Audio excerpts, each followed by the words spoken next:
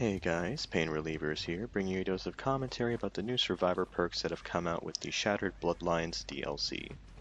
So the first perk I wanted to go over, and the one I was most excited about when the DLC was announced, is Autodidact. It's like a healing perk that gives you tokens for each time you nail a skill check. And if you get enough tokens, you can heal up to like 50% bonus progression.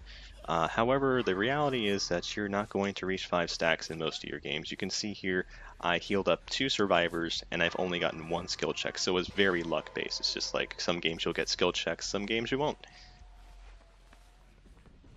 So another thing about Autodidact is the fact that you're going to have to run a very altruistic playstyle in order to capitalize on the token system. If you aren't running around looking for survivors who are injured or unhooking them yourself, you aren't going to get enough tokens to really make a difference. So in the perk's current state, I don't think it's really worth taking into your games. If you want to run an altruistic playstyle, you might as well run Will Make It.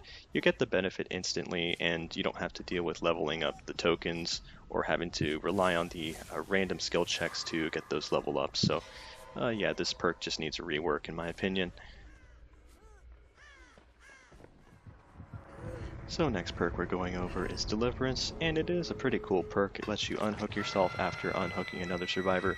The problem is that if you get hooked first in the game, it's a wasted perk slot since the perk will not activate until you unhook somebody else.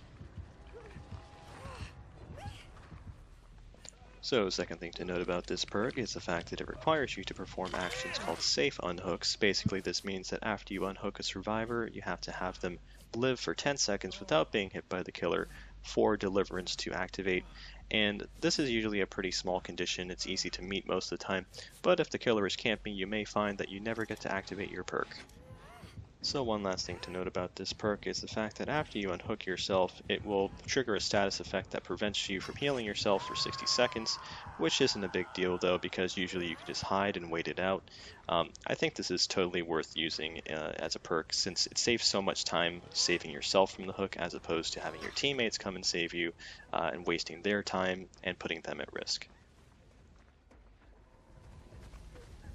So the last perk we're going over is Diversion. Diversion allows you to throw a rock which causes a loud noise notification for the killer after spending 45 seconds in the killer's tear radius. It's a pretty interesting perk, however, a killer with a small tear radius or no tear radius is going to make using this perk very difficult.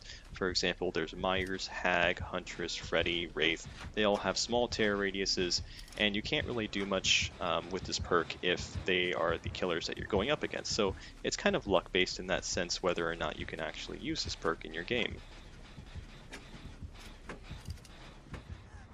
So one other problem I have with this perk is the fact that the killer, if they're experienced, they can just ignore the noise notification that it causes, and it can basically just be a wasted perk slot in that case.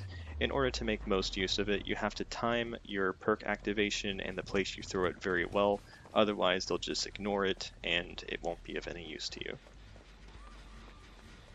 So while this perk is situational, there are some pretty cool instances where it does work for you, and it's pretty awesome to see it's actually fooling the killer and distracting them and wasting their time, like right here in this clip.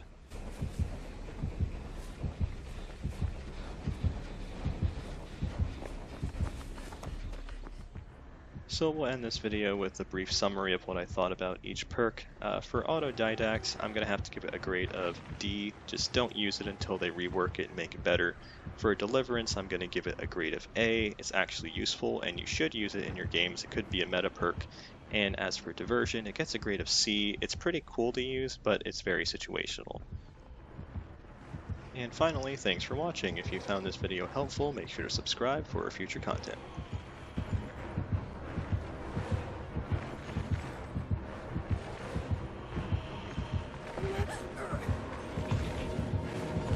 Ah!